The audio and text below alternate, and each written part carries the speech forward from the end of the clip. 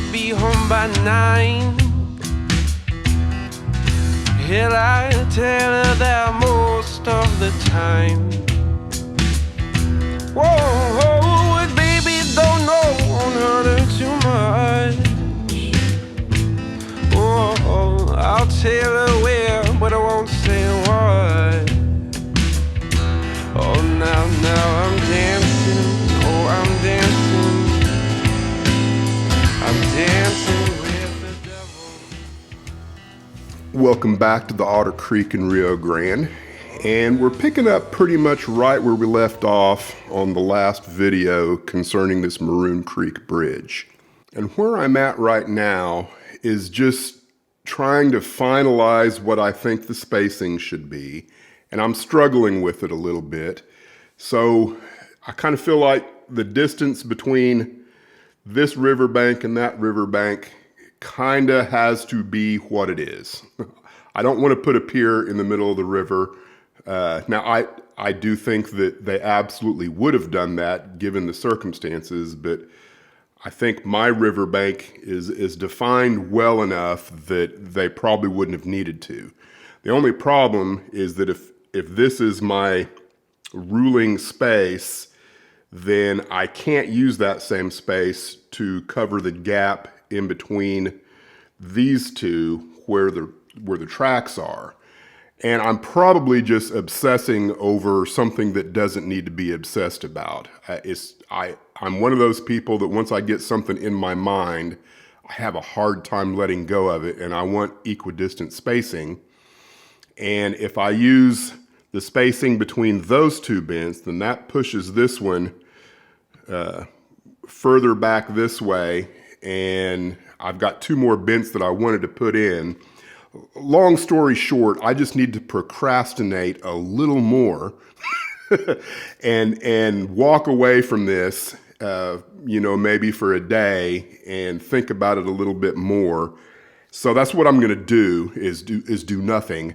But I am going to move on towards painting the deck itself. So that's where I'm going to go now. Now, before I get started on painting the girders, I thought I would go ahead and kind of include a little bit of the history of the prototype and, kind of the whole inspiration for what is Maroon Creek location on the Otter Creek in Rio Grande. And, it all has to do with this bridge because there's some pretty epic photographs of the Colorado and Midland going across this trestle. And so that was kind of the whole inspiration and the reason why Maroon Creek is named Maroon Creek. So I did what I could to kind of create what looked like would work for this bridge in my scratch build. And it's kind of the bigger differences, of course, is going to be that this particular structure here looks to me like it's pure I-beam. And I did not do I-beam. I went with the girder trestle look that you can kind of see here down the sides, which is what the micro-engineering bridge is. And I think it works out just fine. You can see that it's absolutely truss rods. And in one of these pictures I have, you can kind of see where a turnbuckle is somewhere on the lower end. And then if we look, I think, do I have another one of these that's a little better quality? Here, you can see that what I'm calling the trellis work or the lattice work, here they're not pure X's. They are, a half X, so to speak. And so that's what I'm going to use going across from the A-frame to A-frame. Now, the other thing that I've kind of got into here that I'm still a little indecisive on, but not too much, is what is the color of the bridge, or more importantly, what was the color of the bridge. And I've conferred with AI, and the machines tell me that that this type of bridge would have been base coated, primered with a red oxide, and then more than likely the protective coating would have been a tar black or a dark green, and then in some cases they used maybe even a lighter green, which is what you can see here. Now, this obviously is from recent, probably within the last 5 or 10 years, and there's no way to really know whether or not this was originally painted green or not. What the machine said was that, the AI kind of scrubbed the interwebs and found some different things in the forums, and I think the consensus in the forums, based on the historic photographs, and I don't know how they came up with it, but they seem to think that it would have been painted a dark color. This picture, I don't know that I agree with that, but I really, I don't have any intelligence on how you read old photographs like this to say that would be a dark color versus a light color. So I think I'm going to go with a dark color and then rust it up. I think that's what I'm going to do. I'm probably going to do a little experimentation on some scrap pieces just to kind of see if what I think I want to do will work well or not. And then kind of as a final note here, this is on the bridge looking, I'm not sure which direction we're looking here, but this is Maroon Creek. And so standing in the operator aisle position, I'm going to try and recreate this a little bit. So you can see this bend right here. I made the bend going off of the plywood here a lot sharper than that because I wanted it to kind of be able to disappear out of the view of the operator, not knowing where it goes. So, but this stuff back here, I hope to find something that will work, on the other side of the bridge that will represent this area like that. That's kind of the end goal here. So, the width of the river that you see right now is only the outer banks, and I have kind of perceived all along that the river would be much thinner as it goes through there, and I would like to have a tiered kind of area of the flooding zone, the flood zone, or whatever they call it here. And then, of course, on the right side, as we're looking at here, is where the ridge will be and stuff. That will be where more of the trees are, and probably less trees on the track side, which is on the left side. I'm getting ahead of myself there. I've babbled long enough. I think it's time to start painting and doing some experimentation with what this thing's going to look like.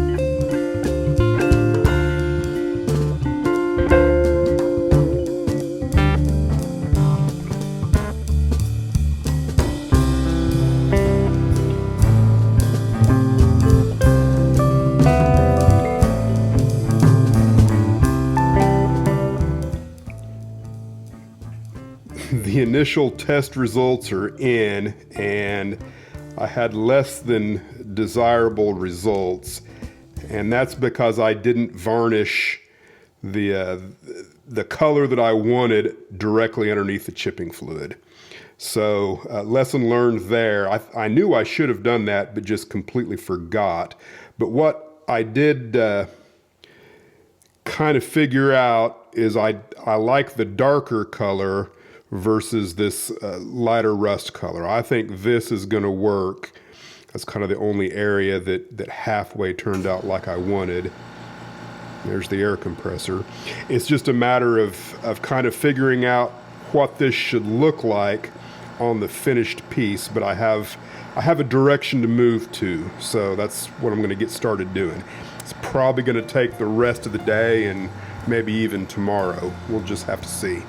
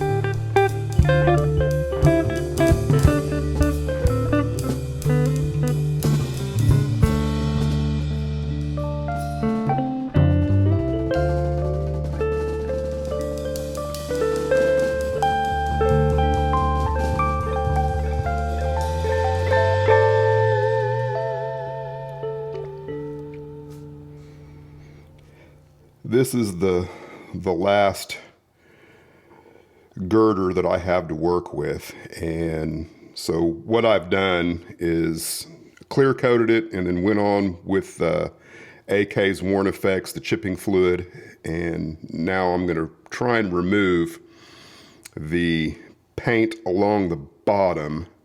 Now, I'm not sure how well this is going to work. I did all these others last night before I got called out on a job that kept me out all night long. Should have been an email, but that's neither here nor there. So this has had time to kind of cure. It's probably been almost 24 hours since I laid the paint on. So I don't know how well this one's going to work. But all I've been doing is going in along the bottom and wetting. Looks like it's going to come off easy enough. And you can see it's kind of hard to do on camera. I'm actually looking through.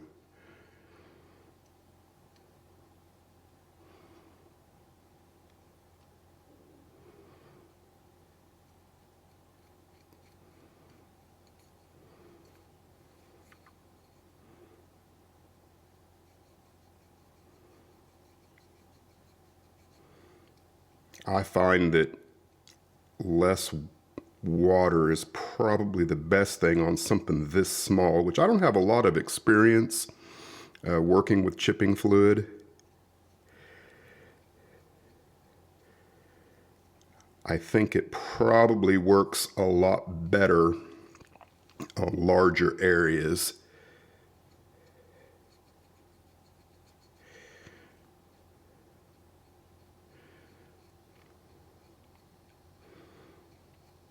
Just trying to be random.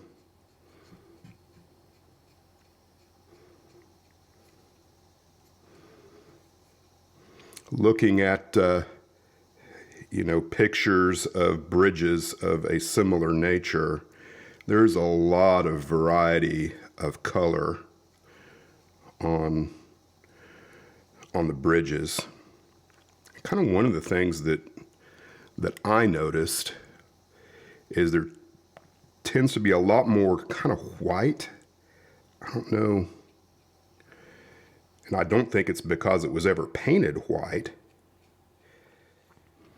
Here are the results of what I've done so far. And I don't hate it.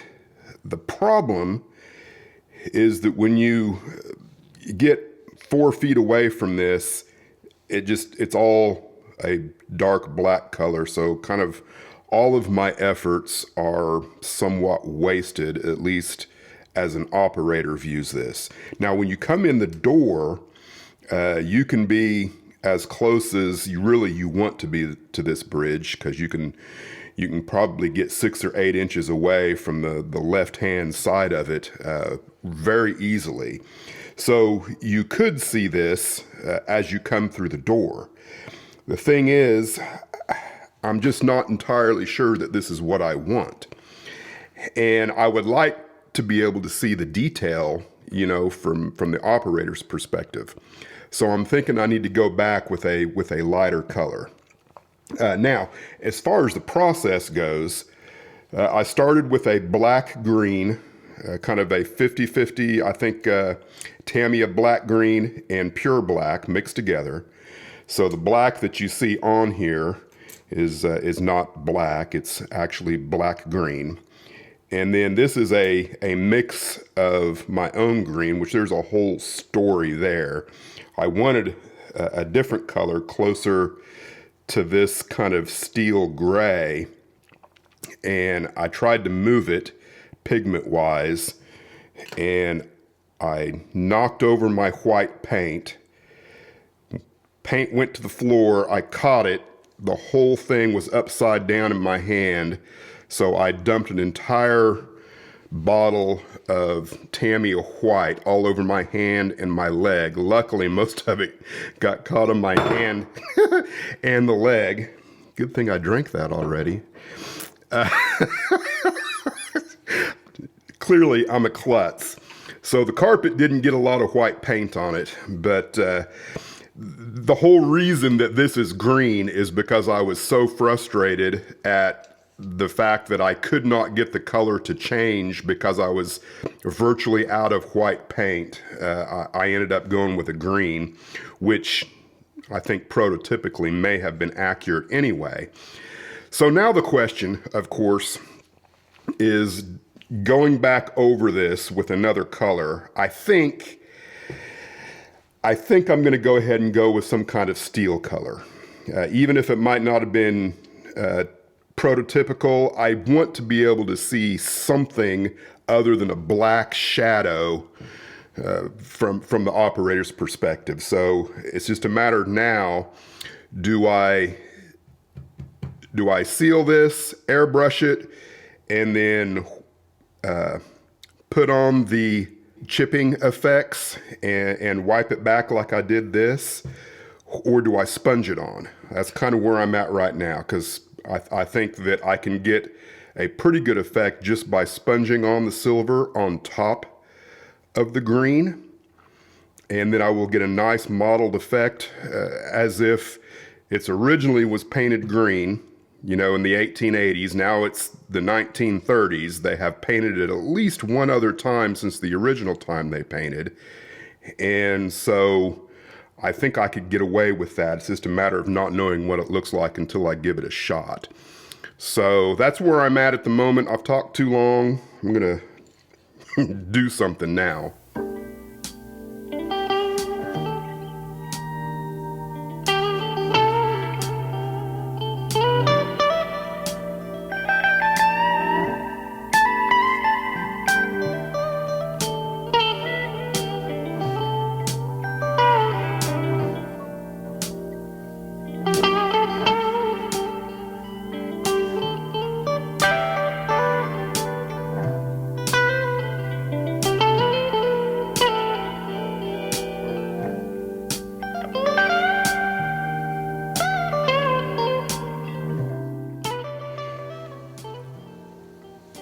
Well, I went in and clear coated the green and black, and then came over the top with this silver, which it doesn't have much sheen to it at all, which I kind of wanted it that way. Now I'm kind of wondering if it should have been a little shinier. And then all I've really done beyond that is go in with some, I believe it's AK chipping fluid. It's either AK or Vallejo, I can't remember which. And tried to vary the color just a little bit with some filters and things. And I think it's going to work. It's just a matter of doing the bents kind of the same way and figuring out how that's going to work out. That's all I'm going to do in this particular video. I really hoped I would get more done this weekend than I did, but I lost a third of my weekend. So, thanks for watching, and we will see you around on another episode of Otter Creek and Rio Grande.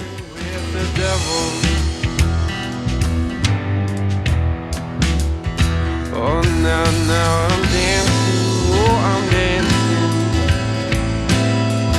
dancing with the devil.